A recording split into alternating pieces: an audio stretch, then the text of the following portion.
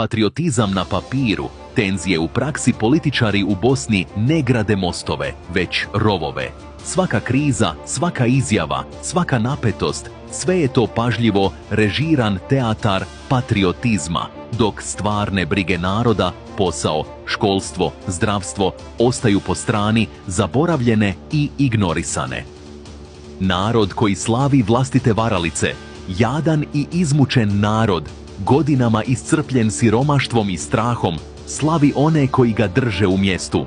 Nisu to lideri, to su majstori manipulacije. Obećaju zastavu, a uzmu kruh. Obećaju ponos, a ostave prazne frižidere i zatvorene fabrike.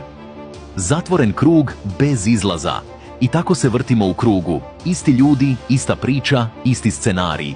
A narod ćuti, jer drugog izbora nema.